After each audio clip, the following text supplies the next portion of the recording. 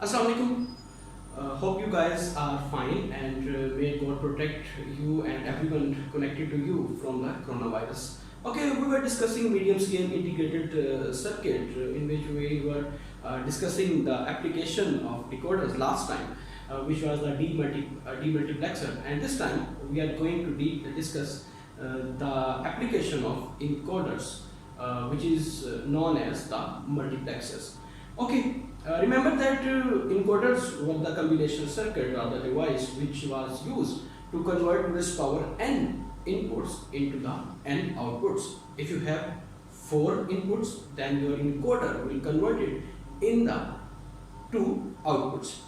Multiplexer is working on the same pattern, but the first change is that multiplexer will produce only one output regardless of inputs. For example, if you have n number of inputs, those n could be 8 inputs or the 4 inputs, your multiplexer will give you only one output, which we are going to say it 4 cross 1 multiplexer or 8 cross 1 multiplexer or so on and so forth. Okay, the second new thing about the multiplexer is the selection lines.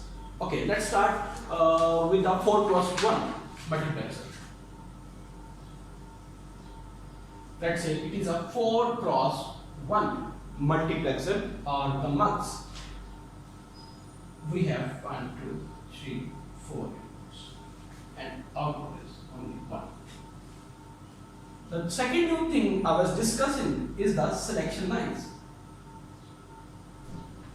Like decoders, demultiplexers, where we have one enable bit. Now we have number of selection line. It depends on the 4 cross 1 or 8 cross 1. अगर आपके पास 4 cross 1 का है, 4 means 2 to the power 2. So n will be the number of selection lines. For example, if you have an 8 cross 1 multiplexer, then 8 means 2 to the power 3. So 3 will be the number of selection lines. Okay, so now this time these 4 inputs will be selected or will be chosen by these 2 selection lines.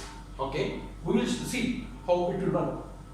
So based on this criteria of selection, it is also called selected data device as well, selector as well. Mux is also called selector.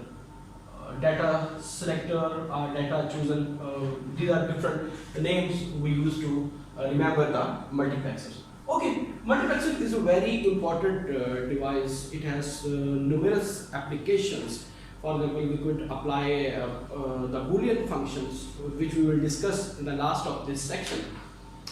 We could apply adders, subtractors by using the multiplexers as well. And one more important application is the selection. As I was saying, it is also called data selector. We could choose different buses. We could use appropriate bus out of different buses in our computer or in our ALU. Okay, so this was the importance of the multiplexer. Now let's discuss how it will work. Okay, so for example, if I have a 4 cross 1 multiplexer, then let's say these are my S1 and S2. These are the selection lines. Okay, these selection lines will decide, or combination of these selection lines will decide which of the input should be displayed on the output. Okay, for example, let's say S1, S2, and this will be your output. Okay, let's say we have S1 and S0 is equal to 0. Then you could decide that I0 input not will display on the output. Okay, when there is 0-1 combination on the selection chip, okay, then there will be I1. 1, 0.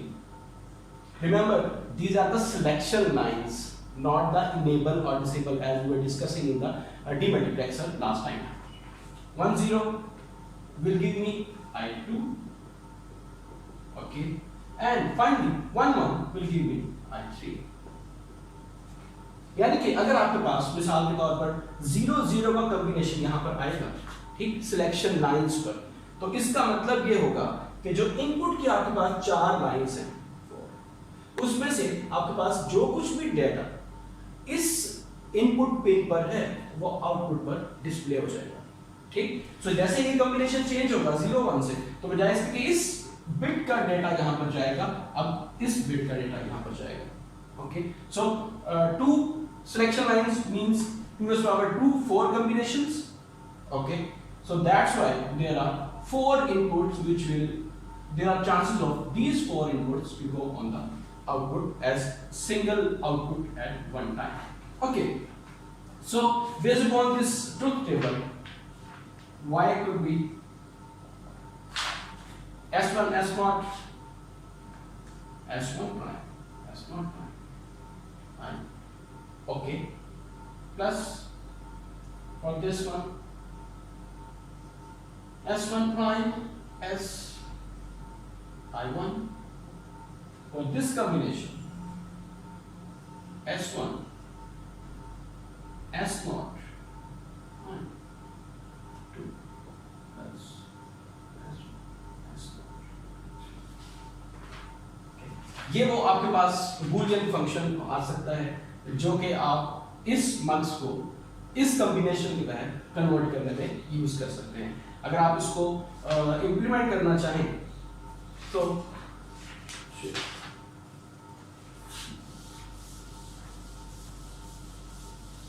आपको 1 2 3 4 and gets जिनको आपको in the last और करना होगा with the help of 1 और gate.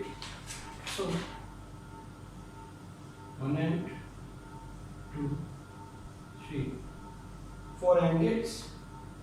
First one is supply, okay, I0 I1 I2 I3 is same, I0 I1 I2 I3, ये हमने चारों गेट्स को रिस्पेक्टिवली प्रोवाइड करते हैं, okay. Then S1 as we have S1 complement and S1, so there are two inputs, S1 and S1 complement, S0, okay, S0 and S0 complement. So respectively S1 complement, S0 complement, S1 complement, S0 complement, this will be the inputs, okay. Second term S1 complement, S1 complement, S0, okay, this will be the inputs. Similarly you could draw and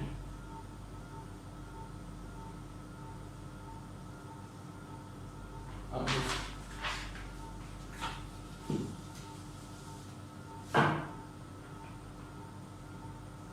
This is your OR gate which will give you output part.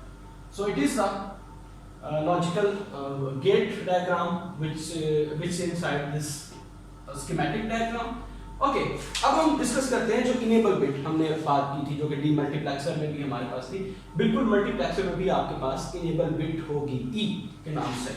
और मैंने पहले इसलिए discuss नहीं किया ताकि हम multiplexer के function को समझ लें और इनेबल बिट एक एक्स्ट्रा आइटम से हम कंफ्यूज ना हो, ओके। सो इनेबल बिट आपके पास यहाँ पर भी है, जिस तरह हमने डिकोडर डीमल्टीप्लेक्सर में बात की थी कि अगर इनेबल बिट 0 हुई तो कुछ भी काम नहीं होगा यहाँ पर, ओके।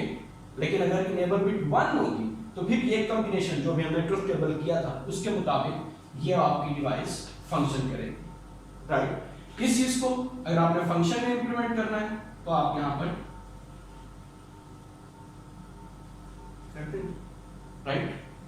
हर टर्म के साथ आपके पास enable bit आ जाएगी, enable bit is equal to 0, no one will give any output, enable bit will be equal to 1, so respective term will display the output, okay.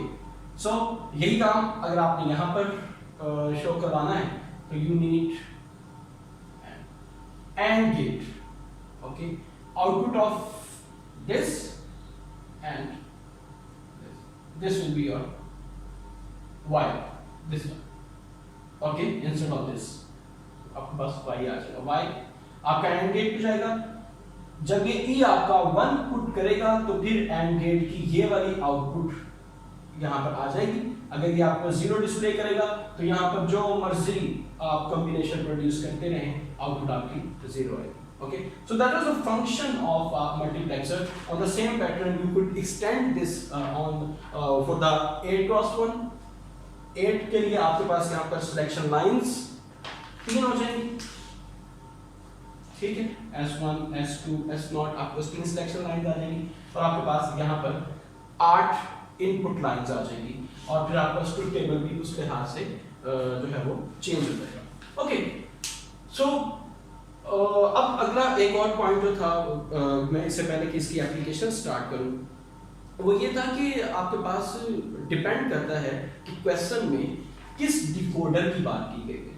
मिसाल के तौर पर आपसे कहा जाए कि ये काम कीजिए यूजिंग 4x1 मल्टीप्लेक्सर, तो फिर आपने 2 इनपुट लाइंस यूज करनी है।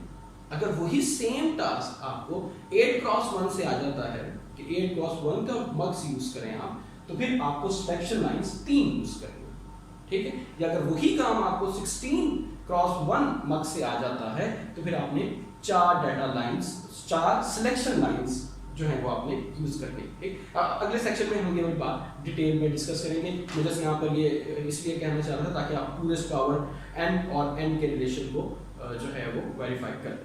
Okay, next section of the topic is the implementation of Boolean function, application of multiplexer.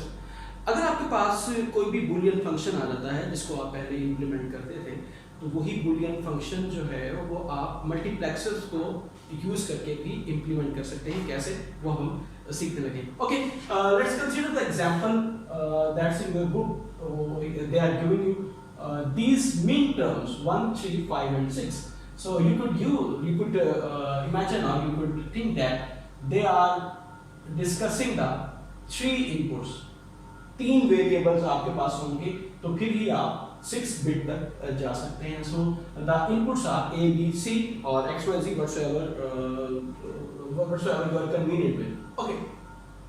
अब यहाँ पर मुझे एक और एक्सप्लेनेशन देना है कि आपकी बुक के अंदर जो इम्प्लीमेंटेशन ऑफ बूलियन फंक्शन का टॉपिक है, ये उन्होंने इम्प्लीमेंटेशन टेबल एक और नया कॉन्सेप्ट यूज करके उसके जरिए से इसको सिखाया है।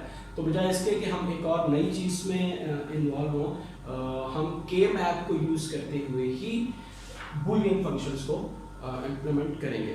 अगर आप लोग चाहेंगे तो हम क्वेश्चन आंसर के सेशन में इम्प्लीमेंटेशन टेबल को भी एक्सप्लेन कर देंगे, या फिर हम एक और एनेक्सर लेक्चर उसके ऊपर दे देंगे, एक एक्स्ट्रा लेक्चर, क्योंकि हमारे पास टाइम फिर दो मेथड्स के लिए लिमिटेड है। Okay, so let's start the K map to implement the multiplexer for the Boolean functions.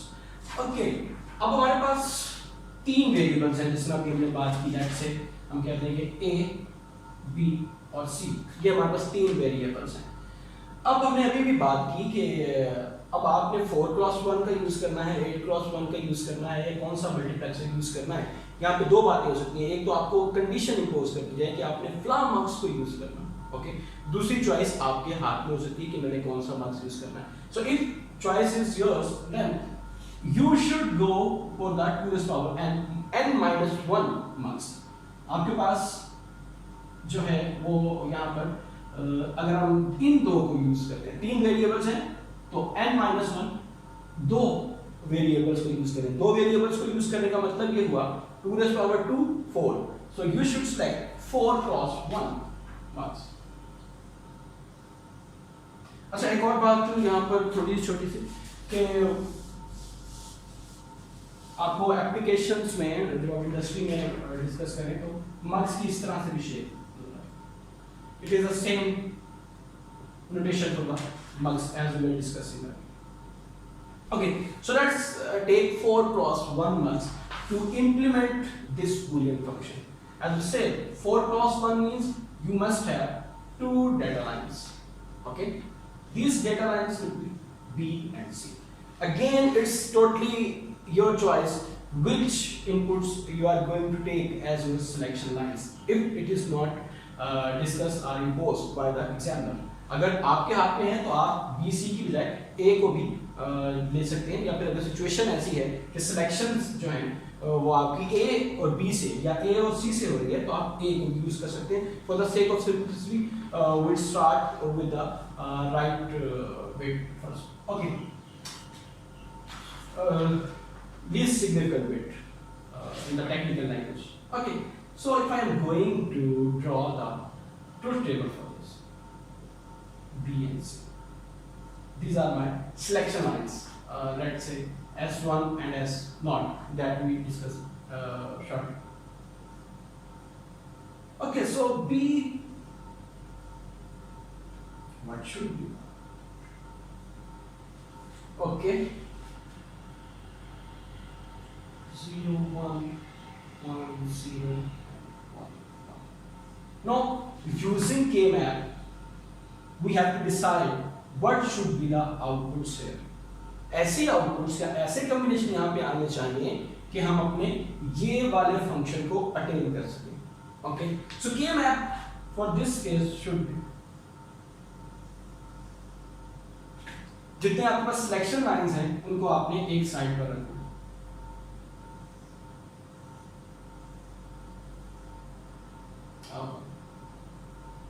तीन वेरिएबल्स हैं, टोटल 3 वेरिएबल्स हैं जिसमें 2 सिलेक्शन लाइंस के, तो you are left with 2 on this side.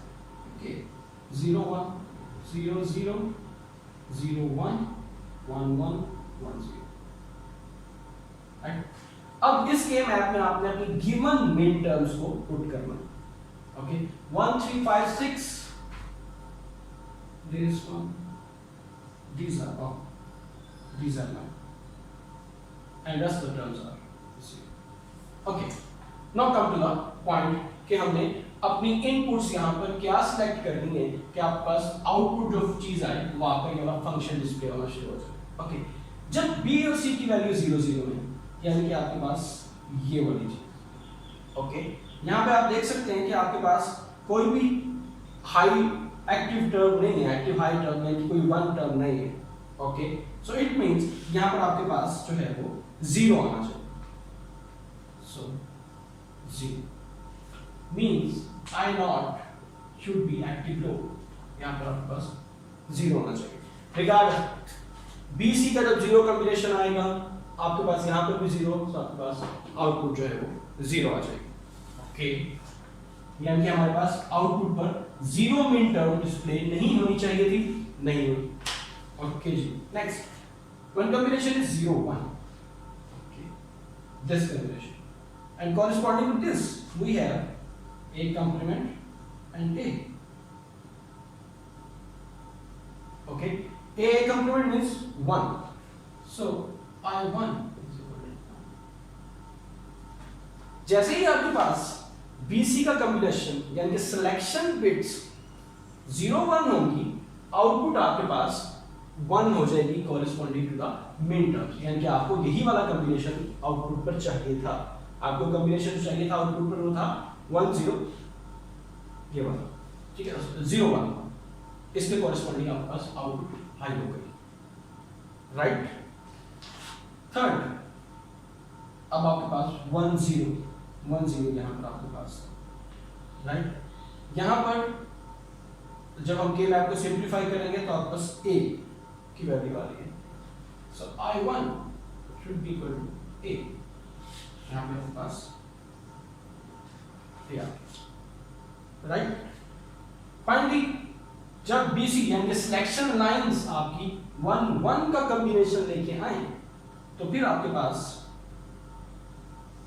Only this one एक combination.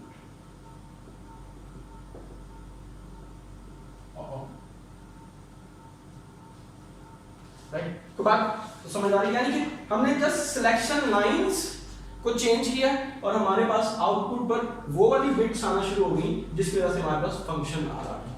Right, यानी कि BC की वैल्यू मेरे पास 1 1 थी, तो आउटपुट मेरे पास A कंप्लीमेंट वाली टर्म आना शुरू हो गई, ठीक। और A कंप्लीमेंट आपके पास क्या था जी, जो भी वैल्यू थी वो आपके पास ये वाली आउटपुट टर्म वहां पर डिस्प्ले होना शुरू हो जाएगी। यानी कि ये चार जो आपके पास मेन टर्म्स हैं, ये सिर्फ और सिर्फ उन सूरतों में आपके पास आउटपुट पर आएंगी जब आपके पास ये चार कॉम्बिनेशंस होंगे, ठीक। अदरवाइज आपके पास आउटपुट्स नहीं आना शुरू होंगे।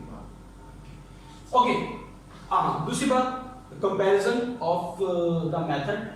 अगर आप अपनी एग्जांपल को जाके देखते हैं जो कि आपकी बुक में है कॉरेस्पॉन्डिंग सेक्शन में, तो उसमें आपके पास यही वाला मैकेनिज्म और यही इनपुट्स आ रहे हैं, यानी कि जो आपके पास फाइनल टेबल बनता है वो यही है। उन्होंने इम्प्लीमेंटेशन टेबल से यूज किया है और हमने के मैप को यूज करते हुए यही वाला आउटपुट ड्राइव किया। ओके, सेकंड एग्जांपल में मूव करते हैं।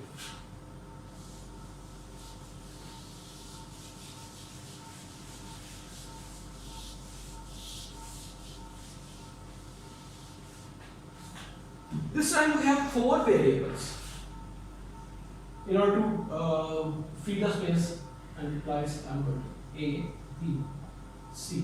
These are the 4 variables, and the function, Boolean function is 0, 1, 3, 4, 8, 9, 15.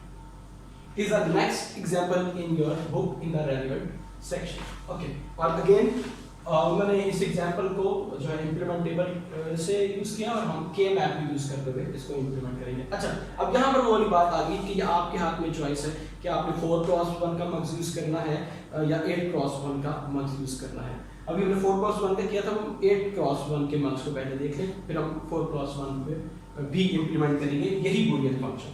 Okay, सो अगर आपके पास यहाँ पर 4 variables means 2 raised to power 4 is equal to 16. Okay, 4 variables आने चाहिए।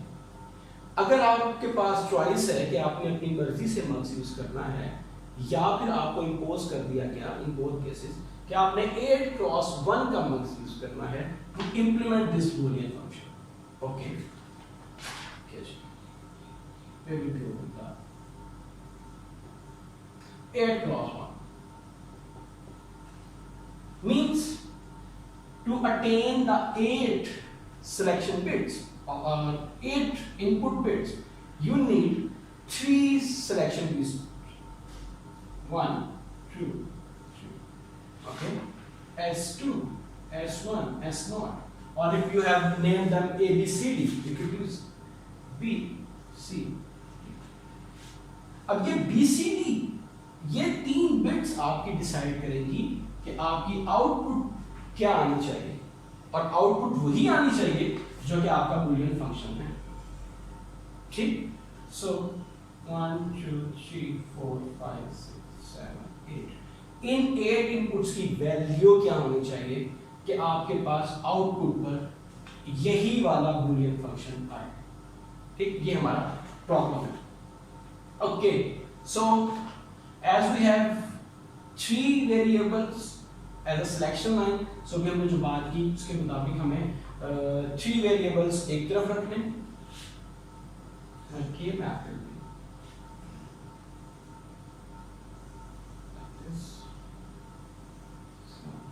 I have to make them narrow 0 0 0 B C D on this side and A जो कि आपकी input पर क्या आना चाहिए कॉम्बिनेशन वहां पे इस साइड पर। ओके, 0 0 1 0 1 1 0 1 0। के मैप के लेक्चर में हमने जब 5x2 या 6 वेरिएबल्स का जब हमने के मैप बनाया था या 5 वेरिएबल्स का के मैप बनाया था, तो हमने ये वाली डिस्कशन वहां पर की गई है। As a rule of thumb you must have to change one bit at a time. Okay, here I change this bit, then I have to change either one of these two. So I change this, then I change this, and you have to change from the right to left. Least significant bit will be changed first, and will have high priority to change. 0 1 0 1 1 0 1 1 1 1 0 1 and finally 1 0 0. Okay, these are the combination on this and obviously we are only left with this. If I put my main terms in this K map, I will have 1 4 1 0. मुझे यकीन है कि आप लोगों ने अभी तक इसकी इनफ प्रैक्टिस कर ली होगी और आप इसको फिल करना सीख चुके होंगे।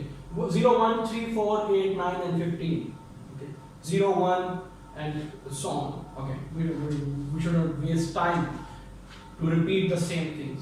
Okay, so back to the topic. BCD, what are the values of BCD? BCD is 0 0 0. You should have a truth table here as well. Okay, 0 0 0. जब BCD की 0 0 0 वैल्यूज होंगी तो आपके पास जो A के पास कॉम्बिनेशन बन रहा है आपकी गिवन सिनेरियो में, ठीक, A and A complement again 1. So I naught is equal to 2. Okay, then when BCD has the combination 0 0 1, again you have 1 1. Okay, so A combination same. I naught and I1 are both 1. Okay, पहले थोड़ा सा इकट्ठे हो लेकिन ठीक है simplification के लिए मार्क को चेंज कर देना बेटर। नेक्स्ट कॉम्बिनेशन हमारे पास 0 1 0, ये ठीक। ट्रूथ टेबल से आपको पता चलेगा कि आप मिन टर्म नंबर 3 की, केस नंबर 3 की बात कर रहे हैं जब 0 0 0 चल रहा है और सॉरी 0 1 0 चल रहा है, तो आपके पास I1 की वैल्यू जो है, I2 की वैल्यू जो है वो 0 आ जाएगी। ये वाली चीज आपके ज़हन में ट्रूथ टेबल साथ चल रहा है?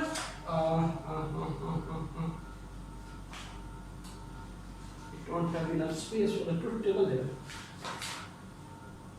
B C D, yes, का truth table 0 0 0, बस y की वैल्यू क्या आनी चाहिए? 0 0 1, फिर 1 0, फिर 1 1, ये दोनों चाहिए। Next 1 0 0 again. सो मैं इसकी बात कर रहा हूँ, जब 0 0 0 का कॉम्बिनेशन आया तो y की वैल्यू आ गई 1। जब 0 0 1 की बात आई तो y की वैल्यू गई 1। जब 0 1 0 की बात आई तो आउटपुट पे आपके पास आ जाना चाहिए 0। ठीक, so it is your I naught, it is your I1, it is your I2 and so on. So for the next term 1 1 0 1 1, where is 0 1 1? 0 1 1. Okay, again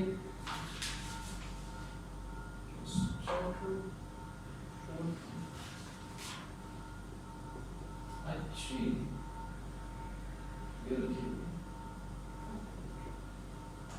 ठीक है।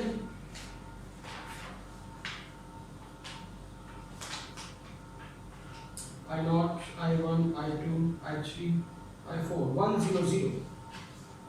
It's a 1 0 0. It is a 1 0 0. Okay. Oh, sorry. It is only 1. Okay. 1 means A complement. I3 and I4. A complement. I5. Triple 1. Triple 1 was this term. 1 0 1. This is the again 0. I5. I6 will give me 1 0 1. And I7 1 1 1. 1 1 1. A. ये अब आपके पास inputs की value आ गई। जब ये वाली values आपके पास आएंगी ठीक है, तो आपके पास आउटपुट पर ये टर्म्स रिफ्लेक्ट करना शुरू हो जाएंगी। मिसाल के तौर पर अगर मैं आपकी बात करूं कि BCD का कोई भी कॉम्बिनेशन लेट से हम लेते हैं कि BCD का कॉम्बिनेशन लेट से 111 की बात करें, ओके, तो मेरे पास A का जो कॉम्बिनेशन है वो क्या है, 0, सॉरी A की जो वैल्यू आ रही है वो 1 है। इट मींस कि मैं 15th बिट के ऊपर चला गया। ओके, इसे प्रीवियस वाले हम बिट्स के ऊपर चल जाते हैं। लास्ट कॉम्बिनेशन क्या हमारे पास बनता है कि before going to 111 we have 110, okay, 110, okay. मेरे पास सिलेक्शन बिट के ऊपर नंबर आया 14, 110, 1 to 4, sorry, A is the highest bit there.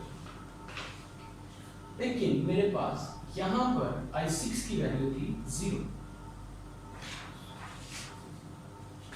Means मेरे पास आउटपुट पर जो डिस्प्ले होने जा रहा है वो 0, यानी कि इस कॉम्बिनेशन के कॉरेस्पॉन्डिंग 110 के कॉरेस्पॉन्डिंग मेरे पास आउटपुट 0 आ रही है। और यही हमारी रिक्वायरमेंट थी कि 14 डिस्प्ले ना हो, ठीक।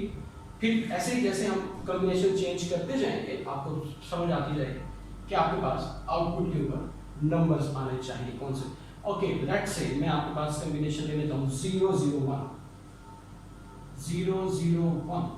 जब ये कॉम्बिनेशन आएगा आपके पास तो आपके पास आउटपुट जो है वो 1 डिस्प्ले हो जाएगी, यानी कि ये बिट जो 001 का कॉम्बिनेशन है ये आपके पास आ रहा है और ये आना भी चाहिए आपके पास, ठीक। तो इस तरह से आपने ये वाला बूलियन फंक्शन मक्स को यूज करते हुए, लेकिन 8 क्रॉस 1 का मक्स यूज करते हुए इंप्लीमेंट किया। अगर यही वाला फंक्शन 4 वेरिएबल का फंक्शन ही आपको दिया जाए, जिस तरह आपने डीमल्टीप्लेक्सर में भी देखा था कि हमने जो है वो 4 क्रॉस 16 का डीमक्स इंप्लीमेंट करना है, तो आप 3 क्रॉस 8 का डिकोडर, 2 3 क्रॉस 8 के डिकोडर्स यूज करके, एक इनेबल पिन यूज करके भी ये टास्क से अटेन कर सकते हैं, जबकि आप 4 2 क्रॉस 4 के डिकोडर्स यूज करके भी 4 क्रॉस 16 का डीमल्टीप्लेक्सर इंप्लीमेंट कर सकते थे।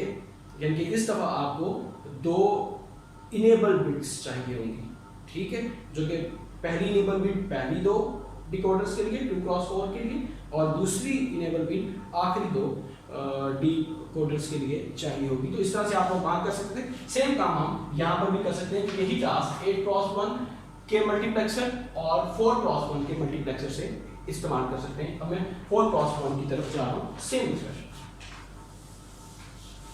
Okay, I hope you are getting things. Figure cross. Okay, so if you have to implement these 4 variables with the help of 4 cross 1 mux,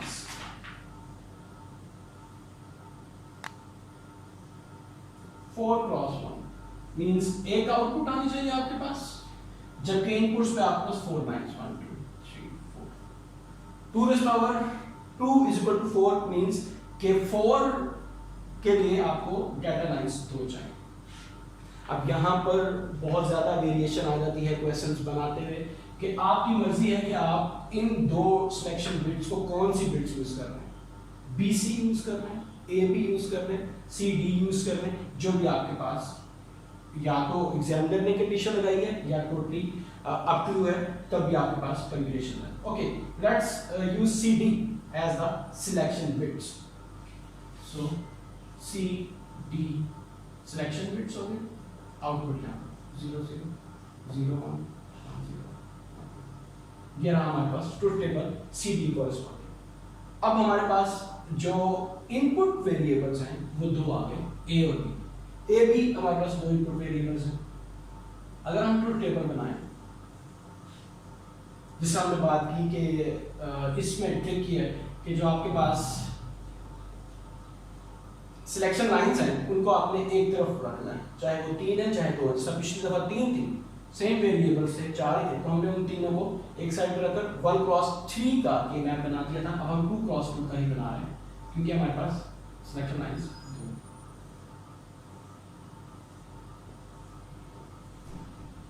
okay 0 0 0 1 1 1 0 0 0 0 1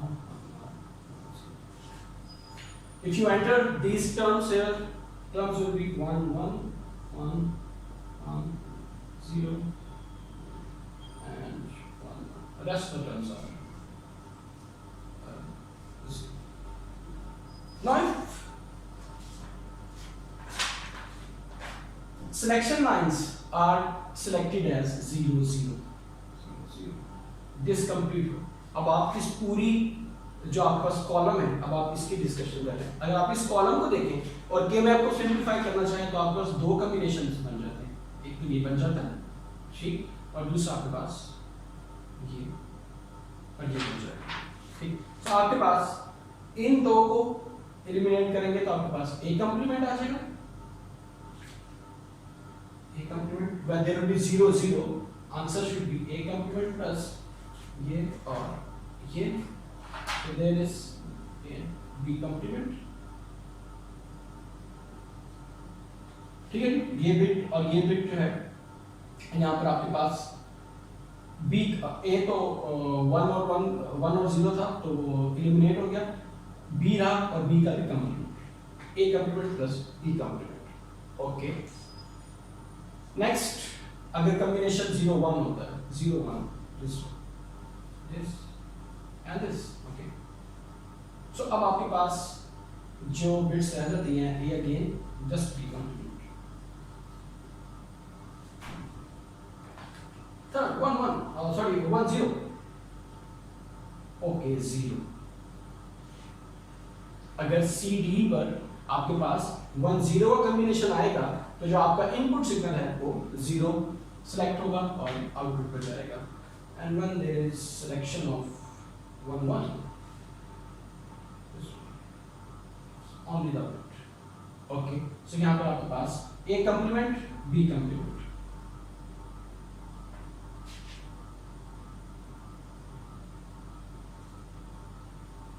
no I think we have two bits a complement b complement plus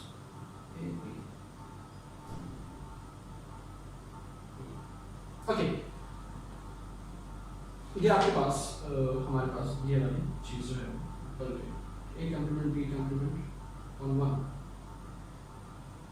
on CD is 1 1 we have a complement b okay now let's verify again जब आपके पास combination आता है 0 0 का okay तो आपके पास जो आउटपुट जानी चाहिए वो A complement plus B complement जानी चाहिए A complement plus B complement या ए कॉम्प्लीमेंट हो जाएगा बी कॉम्प्लीमेंट हो जाएगा इनमें से एक जो है वो आपके पास आउटपुट पर अगर जाता है तो आपके पास कौन सी टर्म जो है वो आउटपुट चलेगी 0 आपके पास आउटपुट पे चली जाएगी ठीक है ये दोनों 0 0 देना है आपको ए कॉम्प्लीमेंट बी कॉम्प्लीमेंट कोई भी एक भी अगर होता तो आपके पास आगे आउटपुट पर टर्म चली जाती है 0 चल जाती है जो भी आपके पास आउटपुट आ रहा है सी डी की वैल्यू जब 0 1 है तो आपके पास बी कॉम्प्लीमेंट की वैल्यू जा रही है अगर मैं इसके ट्रूथ टेबल के ऊपर बी कॉम्प्लीमेंट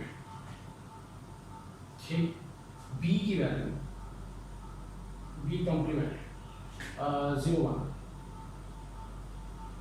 बी कॉम्प्लीमेंट ये टर्म दे सकते हैं या बी कॉम्प्लीमेंट ये टर्म ओके तो आपके पास आउटपुट चलेगी आपकी इनमें से तो एक टर्म बिट CD की वैल्यू जब आपके पास 1 0 आ गई 1 0 अब आपके पास आउटपुट पर कुछ भी नहीं जाना चाहिए ठीक तो आपने 0 को वहां पे डिस्प्ले करना जब आपका CD की वैल्यू 1 1 आ गई तो ए कॉम्प्लीमेंट बी कॉम्प्लीमेंट वाली टर्म सिर्फ यहां से जानी चाहिए जो कि आपको पता है कोरिस्पोंडिंग आपकी जो टर्म बनी थी 1 2 3 ये बनती थी टर्म ये 3 आपकी आउटपुट पर चली जाएगी ठीक लेट मी रिवाइज अगर आपने 0 0 को चूज किया ओके तो आपके पास A complement plus B complement 0 0 को चूज किया तो या तो आपके पास ये स्टार्ट में ये वाली बिट 0 वाली आउटपुट पर चलेगी या फिर कौन सी वाली बिट ये वाली ठीक है 4 या फिर ये वाली बिट 8 आपके पास आउटपुट पर डिस्प्ले हो। ओके ठीक। And in the same way for example अभी हम इसकी बात कर रहे थे, 0 1 आपके पास कॉम्बिनेशन आ गया 0 1। ओके फिर आपके पास क्या आ रहा है जवाब, ए कंप्लीमेंट 0 1 के कॉरेस्पॉन्डिंग आपके पास है जी, 0 1 के कॉरेस्पॉन्डिंग आपके पास है बी काउंट। 0 1 जब आपके पास डाटा लाइन से सिलेक्ट हुआ तो फिर आपके पास बी का कंप्लीमेंट सिर्फ ये वाली टर्म जो है वो जा रही है, ये वाली टर्म जा रही है। ओके इन दोनों में से एक टर्म जाएगी तो आपके पास कॉम्बिनेशन जो आपका बनता है 0 1 के साथ 1 ये आपके पास जाना शुरू हो गया। यहाँ पे मैं बात करूँ तो 1 और इसके बाद 8 प्लस 9, ये 9 अब आपके पास आना शुरू हो गया। ठीक, यानी कि इस पर जो इनपुट आ रही है वो आपके पास आउटपुट पर जाना शुरू हो जाएगी। तो इस तरह से आपका मर्ज जो है वो आपके बूलियन फंक्शंस को इंप्लीमेंट करने की हेल्प करता है। अगर मैं इसको सारा कंक्लूड करूँ तो मल्टीप्लेक्सर एक ऐसा लॉजिकल सर्किट है, कॉम्बिनेशन लॉजिकल सर्किट, जो कि आपकी n नंबर ऑफ इनपुट्स को सिंगल आउटपुट के ऊपर डिस्ट्रीब्यूट करता है, उसको सिलेक्ट करता है यूजिंग सिलेक्शन लाइन। इसीलिए इसको डाटा सिलेक्टर भी कहा जाता है कि ये सिलेक्शन लाइंस की बेस पर आपकी कोई एक चीज को चूज करता है। इसकी एक एप्लीकेशन यानी कि इम्प्लीमेंटेशन ऑफ बूलियन फंक्शन जो है वो आज हमने इस लेक्चर में डिस्कस की। यानी कि अगर आपके पास कोई भी बूलियन फंक्शन हो तो आप मग्स को यूज करते हुए, it totally dependent on you कि which muxes you are going to take, 4x1, 8x, 2x1 whatsoever to implement the respective boolean function। Okay और इसमें भी हमने ये काम किया कि instead of using implementation table we used K map to simplify और to implement the boolean functions by using the multiplexers। Thank you very much।